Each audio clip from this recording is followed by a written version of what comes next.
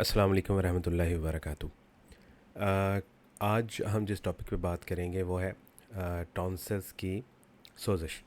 Tonsillitis कहते हैं इसको। टॉन्सिल्स की सोजिश आप बहुत से लोग एनकाउंटर करते हैं। बहुत से लोगों के बच्चों में अमूमी तौर पे ये ज़्यादा होता है और टॉन्सिल्स सूज जाते हैं, उनकी सोजिश हो जाती है।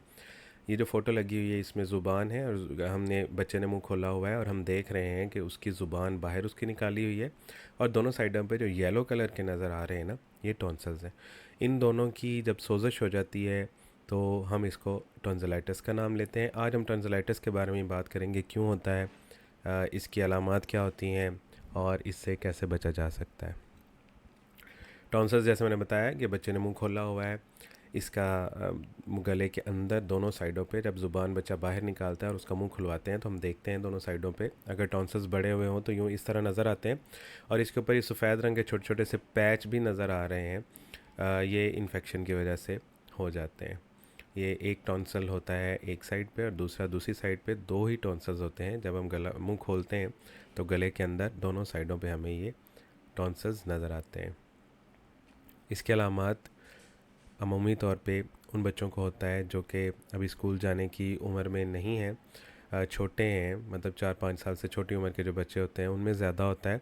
और जो टीनेज ईयर्स होते हैं ना, यानी 13, 14, 15, 16, 17, 18, 19 ईयर्स के जो बच्चे होते हैं उनमें भी ये कॉमन होता है। और इसकी अलामात क्या होती हैं, इसमें सबसे पहले तो जब आप बच्चे को कहते हैं कि बेटा मुंह खोलो, तो मुंह खोलता है तो आप अंदर देखते हैं तो आपको दोनों साइडों पे टॉन्सल्स जो हैं वो सुर्ख रंग के और सूजे हुए नज़र आ जाते हैं। और बाज़ औक़ात उनके ऊपर आपको सफ़ेद रंग के छोटे छोटे से पैच भी नज़र आते हैं, जो मैंने सबसे पहले वाली फ़ोटो में दिखाए। उसके अलावा गला दर्द करना शुरू हो जाता है, खाने पीने में मुश्किल होती है। अगर कोई चीज़ खाते हैं तो टॉन्सिल्स के साथ लगती हो जाती है तो दर्द होती है, टॉन्सिल्स सूजे हुए होते हैं, बुखार हो जाता है। और जो हमारे लिम्फ नोड्स होते हैं ये गर्दन के इर्द गिर्द छोटी छोटी सी गिल्टियाँ सी होती हैं, ये बाज़ औक़ात बड़ी हो जाती हैं उस इन्फेक्शन की वजह से जो टॉन्सिल्स में हुआ होता है। और आवाज़ जो है वो भारी थोड़ी सी हो जाती है, उसमें खड़खड़ाहट सी थोड़ी सी शुरू हो जाती है और सांस जो है वो उसमें से स्मेल आना शुरू हो जाती है टॉन्सिलाइटिस की वजह से। बच्चों में ज़्यादा पेट दर्द की शिकायत करते हैं क्योंकि वो टॉन्सिल्स के साथ जो इन्फेक्शन होता है उसका कुछ हिस्सा आपके बच्चे जो हैं वो थूक के साथ निगल लेते हैं और अंदर चला जाता है तो मैदे में भी दर्द होना शुरू हो जाती है। गर्दन में दर्द और सर दर्द भी इसकी अलामात में शामिल है। वो बच्चे जो अभी बोल नहीं सकते, अभी छोटे हैं और वो बता नहीं सकते कि उन्हें क्या हो रहा है, तो उनमें बच्चे जो हैं गैर ज़रूरी रोते रहते हैं और खाना पीना छोड़ देते हैं। और जब वो कोई चीज़ खाते हैं तो उनको दर्द होती है, इसलिए वो छोड़ देते हैं खाना पीना और उनकी रालें टपकना शुरू हो जाती हैं। वजूहात में टॉन्सिलाइटिस की सबसे जो आम वजह है वो तो वायरसेस हैं, लेकिन बैक्टीरिया की वजह से भी हो जाता है। यानी वायरस और बैक्टीरिया दोनों ही टॉन्सिलाइटिस करते हैं, ज़्यादातर वायरस करते हैं, लेकिन बैक्टीरिया में स्ट्रेप्टोकोकस पायजिनिस जो है उसमें ग्रुप ए स्ट्रेप्टोकोकस है जो कि ये करता है फेरेंजाइटिस या टॉन्सिलाइटिस। तो दूसरे जो बैक्टीरिया हैं स्ट्रेप फैमिली के, यानी स्ट्रेप्टोकोकस फैमिली के, वो भी कर सकते हैं, लेकिन ज़्यादातर यही करता है ग्रुप ए जो होता है। और ये ख़तरनाक भी होता है, इसके बारे में हम आगे बात करेंगे कि क्यों ख़तरनाक होता है।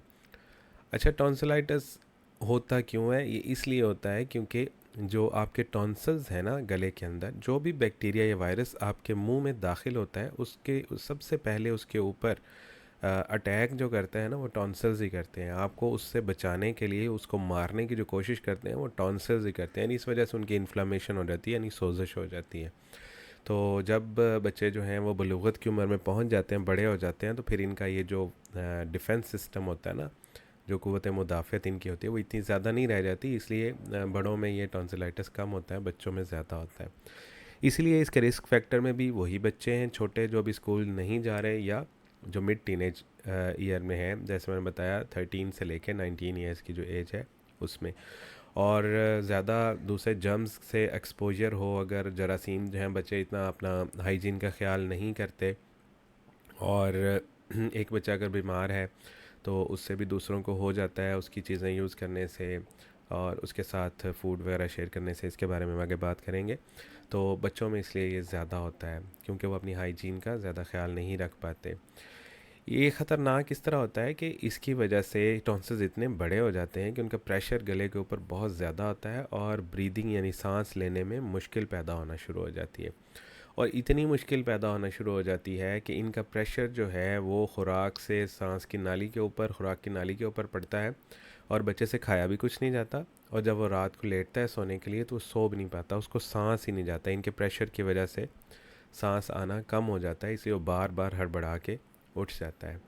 उसके अलावा अगर यही इन्फेक्शन टॉन्सिल्स के इर्द गिर्द जो हिस्से हैं गले के उनमें चला जाए तो टॉन्सिल सेलुलाइटिस कर देता है, यानी उनकी भी सोजिश कर देता है। और अगर ज़्यादा इसमें पस जमा हो जाए तो फिर ये एब्सेस यानी जिसे हम आम ज़ुबान में फोड़ा कहते हैं ना, वो भी टॉन्सिल्स के ऊपर बन जाता है। तो मैंने बताया कि ये स्ट्रेप्टोकोकस ए जो बैक्टीरिया हैं उनकी वजह से होता है। और अगर आपका बच्चा जो है उसको आप एंटीबायोटिक्स नहीं देते, अगर वो ग्रुप ए स्ट्रेप्टोकोकस तो वायरस की वजह से हुआ है तो वेल एंड गुड, वो तो खुद ही 7 से 10 दिन के अंदर अंदर बगैर किसी मेडिसिन के, अगर आप उसे सिर्फ पेनाडोल ब्रूफेन वगैरह दे दें तो उसी से ही ठीक हो जाएगा। लेकिन अगर वो बैक्टीरिया की वजह से हुआ है और ग्रुप ए स्ट्रेप्टोकोकस उसमें इन्वॉल्व है, उसने किया है, तो आपको उसको एंटीबायोटिक्स का कोर्स कंप्लीट करवाना पड़ेगा। वो 5 से 7 दिन का कोर्स होता है। और अगर आपके बच्चे ने वो नहीं किया, अगर आपने मिस कर दिया, उसको एंटीबायोटिक्स का कोर्स नहीं दिया और ये ग्रुप ए स्ट्रेप्टोकोकस की वजह से हुआ है, तो फिर बच्चे में जो कॉम्प्लिकेशन होने के चांसेस होते हैं ना, वो मैं बता देता हूँ कि कौन कौन सी कॉम्प्लिकेशंस होती हैं। इसमें रोमेटिक फ़ीवर हो सकता है। ये ऐसा बुखार है जो कि आपके बच्चे के दिल को मुतासिर करता है, उसके जोड़ों को मुतासिर करता है और दूसरे जिस्म के हिस्सों को भी मुतासिर करता है। उसके अलावा आपके बच्चे के गुर्दों को ख़राब कर सकता है। आपके बच्चे के गुर्दे वॉश करने, जिसे हम डायलिसिस कहते हैं, उस तक की भी आपको ज़रूरत पेश आ सकती है। इसलिए अगर आपके बच्चे का गला ख़राब है, उसका मुंह खोल के आप देखते हैं उसमें टॉन्सिल्स उसके सूजे हुए हैं, फ़ौरी तौर पे उसका ट्रीटमेंट शुरू करना है। ये ना हो कि इस तरह की कोई मुश्किल पेश आ जाए कि आपको उसके लिए ज़्यादा परेशानी उठानी पड़ जाए। टेस्ट में जो सबसे अच्छा टेस्ट है वो तो ये है कि गले में जैसे तस्वीर में दिखा रहे हैं कि एक स्वैब होती है, कॉटन होती है, एक लंबी सी डंडी के आगे लगी होती है, कॉटन होती है। उसको टॉन्सिल्स के साथ थोड़ा थोड़ा सा हल्का हल्का सा रगड़ते हैं ताकि उसके ऊपर जो जरासीम है वो उसके ऊपर लग जाएँ, और उसको फिर एक टेस्ट ट्यूब में डाल के भेज देते हैं लेबॉर्ट्री में, और लेबॉर्ट्री वाले उसका टेस्ट करते हैं कि आया इसमें कौन से जरासीम इन्वॉल्व हैं। अगर तो स्टेप ए है तो फिर तो फौरी तौर पे एंटीबायोटिक्स की ज़रूरत पेश आएगी। उसके अलावा सीबीसी टेस्ट है, आम हर बीमारी में ही तकरीबन लोग कर लेते हैं और करवा लेते हैं। तो कंप्लीट ब्लड सेल काउंट होता है, इससे भी इन्फेक्शन का अंदाज़ा हो जाता है। ट्रीटमेंट इसकी क्या करेंगे हम लोग घर पे? आप क्या कर सकते हैं, चाहे ये वायरस की वजह से है चाहे ये बैक्टीरिया की वजह से है। अगर आप घर में बच्चे को एट होम केयर देते हैं ना, जो घर में उसकी एहतियात की जा सकती है, वो क्या है, वो उससे जल्दी ठीक हो जाता है। और वो क्या है, वो है आप उसको रेस्ट एडवाइस करें। आप उसको इनक्रेज करें कि वो अच्छा सोए, ज़्यादा देर के लिए सोए, रेस्ट करे और ज़्यादा बोलने से परहेज़ करे, अपने गले को रेस्ट दिलवाए और पानी ज़्यादा इस्तेमाल करें। बच्चे को बार बार उसे कहें कि पानी पिए ताकि उसका गला खुश्क ना हो और उसके जिस्म में पानी की कमी ना हो। इससे बुखार होता है, बुखार की वजह से जिस्म में से पानी निकलता है और पानी की कमी हो जाती है। उसके अलावा ऐसे फूड दें जिनसे उसको गले में दर्द वगैरह ना हो, यानी सख्त चीज़ आप देंगे तो वो उसके गले में, थ्रोट को, उसके टॉन्सिल्स को लगती हुई जाएगी तो उसको दर्द करवाएगी। इसमें आप दोनों चीज़ें दे सकते हैं, ठंडी भी और गर्म भी। मैंने दोनों की तस्वीरें लगाई हैं। आइसक्रीम दे सकते हैं ठंडी, उससे भी वो टॉन्सिल्स जो है ना वो रिलैक्स होते हैं। और गर्म में आप चाय दे सकते हैं, लेकिन कैफ़ीन से परहेज़ करना है। चाय दे सकते हैं, उसमें गर्म पानी के अंदर हनी डाल के, तो वो भी आप उसको दे सकते हैं। उसके अलावा उसको जो साल्ट वाटर के गार्गल होते हैं ना, यानी नमक के पानी के गरारे, वो आपने उस बच्चे को करवाने। इसमें तरीका उसको बनाने का ये है कि आपने एक पाव पानी लेना है और उसके अंदर 1 चम्मच नमक का, छोटा चम्मच होता है, वो आपने उसके अंदर डाल देना है। और वो जो पानी है उसको थोड़ा सा वो गर्म होना चाहिए ताकि उसमें नमक अच्छी तरह से मिक्स हो जाए। और उससे जब वो गरारे करेगा बच्चा तो वो गर्म पानी होने की वजह से उसके गले को थोड़ा सा सूदिंग होगी, उसका जो गला है वो थोड़ा सा रिलैक्स होगा। और बच्चे को बताना है कि भई आपने इसको पीना नहीं है, आपने इसके गार्गल करने हैं, गरारे करने हैं, और गरारे करने के बाद जो पानी होगा उसको बाहर फेंक देना है, आगे गुजारना नहीं है। उसके अलावा आप जो एयर है बच्चे के इर्द गिर्द की, उसमें ह्यूमिडिफायर यूज़ कर सकते हैं। उसमें नमी का तनासुब जो है ना वो थोड़ा सा ज़्यादा होना चाहिए। अगर नमी का तनासुब हवा में ज़्यादा होगा और बच्चा उस हवा में सांस लेगा तो उससे उसके गले की सूदिंग होगी, थोड़ी सी उसके गले की दर्द थोड़ा सा कम हो जाएगा। और अगर आप ह्यूमिडिफायर नहीं है आपके पास, नहीं यूज़ कर सकते, तो आप बाथरूम के अंदर गर्म पानी चला दें तो उसकी भी भाप जो है ना किसी टब में चला दें तो उसकी भाप वगैरह निकलती रहेगी। उस भाप में अगर वो बच्चा सांस लेगा तो भी उसके गले को सुकून होगा थोड़ा सा। इलाज में हमने सबसे पहले तो जो इरिटेंट्स हैं उनको बंद करना है, जिससे गला इरिटेट हो सकता है। वो जितनी भी क्लीनिंग प्रोडक्ट्स हैं जिनसे सफाई वगैरह करते हैं वो है, और सिगरेट का धुआं है। तो अगर घर में कोई स्मोकिंग वगैरह करता है तो उन्हें कहना है कि आप घर में मत करें, बाहर जाके स्मोकिंग करें। और अगर घर में कुछ लोग जो है वो लकड़ियों वगैरह का चूल्हा यूज़ करते हैं और उसमें वो लकड़ी का धुआं निकलता है, कोई भी ऐसे सोर्स जिससे धुआं निकलता है, आपने उसको बंद करना है ताकि वो धुआं उसके सांस में जाके उसके गले में जाके उसको इरिटेट ना करे। दर्द के लिए मैंने पहले बताया कि आप पैनाडोल दे सकते हैं, ब्रूफन दे सकते हैं, लेकिन एस्प्रिन नहीं देनी। एस्प्रिन इसलिए नहीं देनी क्योंकि बहुत से बच्चों में ये रेस सिंड्रोम कर सकता है। रेस सिंड्रोम जो है ना उसकी वजह से, उसको एक लंबी तफसील है, लेकिन वो अगर अल्लाह ना करे हो जाए तो उसमें जो है ना वो ज़िंदगी और मौत का ख़दशा पैदा होने का ऐसे डर होता है। तो आप एस्प्रिन नहीं देंगे बच्चे को, पैनाडोल या ब्रूफन देंगे। और अगर ये बैक्टीरिया की वजह से ही है, हमने गले का वो करवा लिया, स्वैब का टेस्ट करवा लिया और उसमें गले का ही मसला आ रहा है, तो आपने उसको जो है वो एंटीबायोटिक्स स्टार्ट करनी है। और ख़ाली मेडिसन से बाज़ात नहीं भी ठीक होता।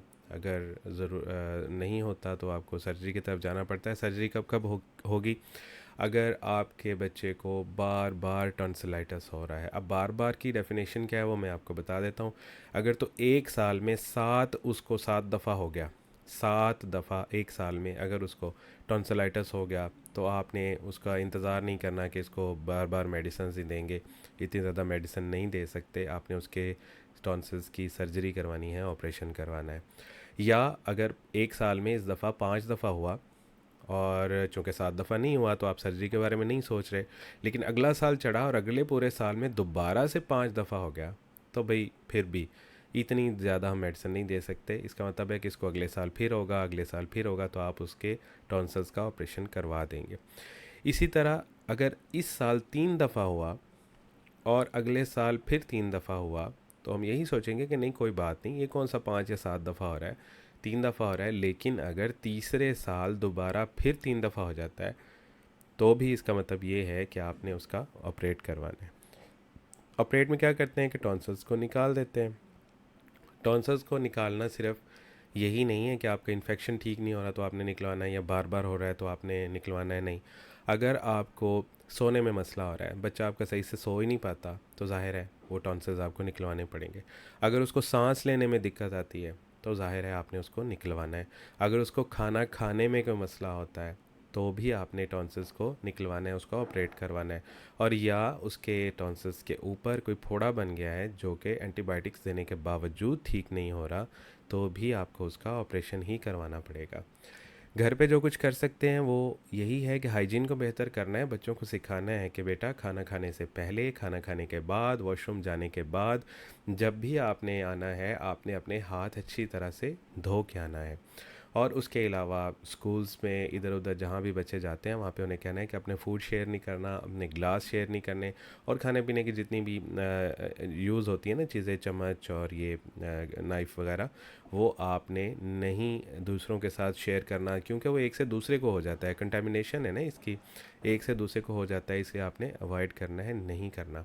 अब अगर आपके बच्चे को हो गया तो अब दूसरों को तो आप बचाना चाहिए ना आपको, तो दूसरों को बचाने के लिए आप क्या करेंगे? बच्चे को आप स्कूल नहीं भेजेंगे, बाहर नहीं भेजेंगे, दूसरे बच्चों के साथ नहीं खेलने देंगे, उसे घर पे रखेंगे जब तक वो ठीक नहीं हो जाता। और उसको सिखाएंगे कि बेटा खांसी आती है तो आपने उसको टिश्यू पेपर लेके उसके अंदर खांसना है या हाथों के अंदर खांसना है, या आपने अपनी स्नीज़ जब आती है, छींक आती है, तो आपने कोहनी के अंदर खांस लेना है। जैसे हम मुंह के आगे हाथ कर लेते हैं या कोहनी कर लेते हैं, ताकि वो जो है ना उसके अंदर ही रह जाए, उसके जरासीम इर्द गिर्द हवा में मत फैलें और दूसरे उनको ना सांस के ज़रिए ले जाएं।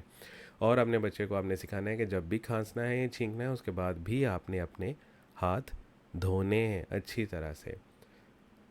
आज के लिए बस इतना ही। उम्मीद है कि आपकी मालूमात में कुछ इजाफ़ा हुआ होगा। अगर कोई आपका इसके बारे में, टॉन्सिलाइटिस के बारे में सवाल है, आप पूछना चाहते हैं, आप मुझे कमेंट बॉक्स में लिख सकते हैं। किसी और टॉपिक पे आप चाहते हैं कि मैं वीडियो बनाऊं, वो भी आप कमेंट बॉक्स में लिख सकते हैं। आपकी समातों का बहुत शुक्रिया। अपना और अपने बच्चों का बहुत ख्याल रखिएगा।